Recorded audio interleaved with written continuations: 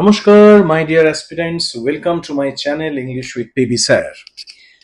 আজকে তিনটে গ্রামারের রুল নিয়ে এসেছি এরার কারেকশনের, সাবজেক্ট ভার্ব এগ্রিমেন্টের।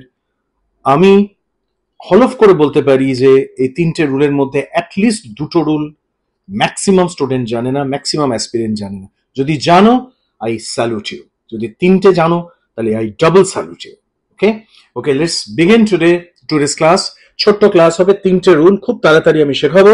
কাজের জিনিস, যে কোনো পরীক্ষায় আসতে পারে, দেখো জানো কিনা। যদি না জানো, শিখে নাও, আর জীবনে ভুল হবে না। ফার্স্ট, স্ক্রিনে চোখ রাখো। যদি আমি বলি I, you and he went to a party.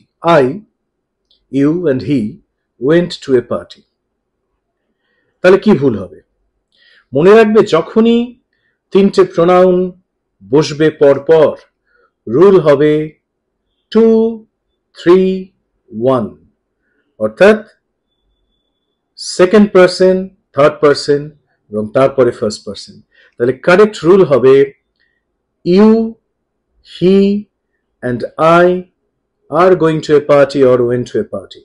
কখনোই বলবে না হি, ইউ or I, অথবা I, ইউ, হি। হবে ইউ সেকেন্ড পারসন, তারপরে আসবে থার্ড পারসন হি বা শি বা দে, তারপরে আসবে first person I.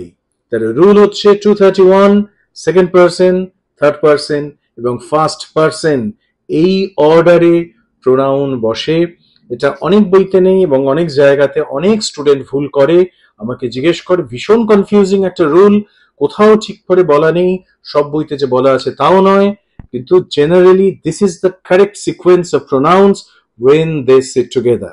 Okay, that is the first rule. তাহলে সেকেন্ড পারসন, থার্ড পারসন, তারপরে ফার্স্ট পারসন। 2, 3, 1।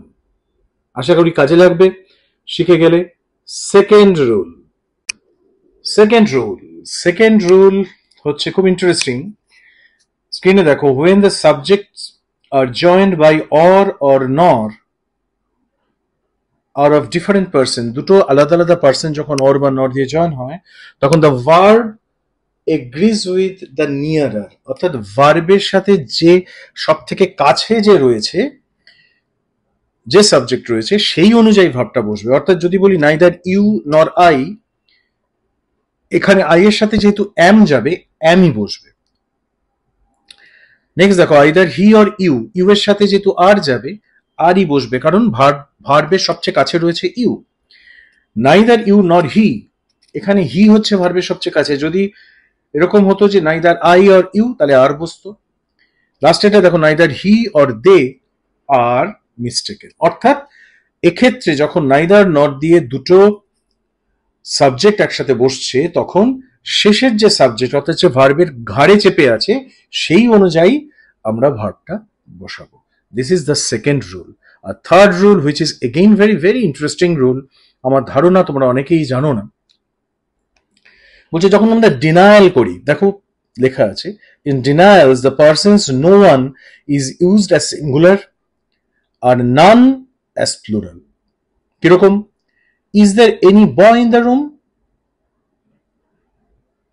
প্রশ্ন হলো, যদি উত্তর দিই, অর্থাৎ ডিনাই করছি, না নেই, no there is no one. যখনই আমি নো ওয়ান বসাচ্ছি, তখন আমি সিঙ্গুলার ভার্ব বসাচ্ছি, অর্থাৎ ইজ বসাচ্ছি।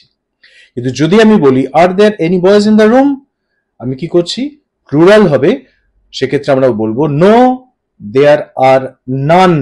অর্থাৎ নান যদি বলি, তাহলে বলতে হবে আর নান। যদি বলি নো ওয়ান, তাহলে বলতে হবে দেয়ার ইজ নো ওয়ান।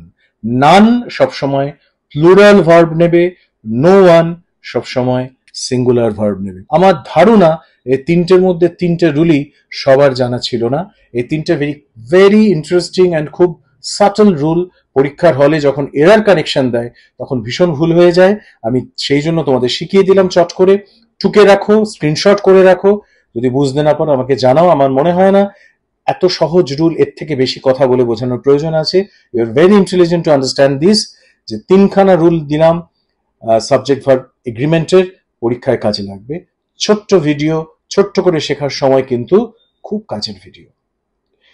যদি ভালো লাগে ভিডিও শেয়ার করো বন্ধু বান্ধবের সাথে, কমেন্ট করো, আর যারা হঠাৎ করে খুললে, হঠাৎ করে পেলে ভিডিও, হঠাৎ করে দেখতে শুরু করলে সাবস্ক্রাইব করো। কারণ যদি বিন্দুমাত্র অ্যাসপিরেশন থাকে মনের মধ্যে যে আমি সরকারি চাকরি পরীক্ষায় বসবো, সরকারি চাকরি পাবো, এই ভিডিওগুলো তোমাদের ইংলিশে মজবুত করে দেবে। Thank you, thanks for being with me today, by.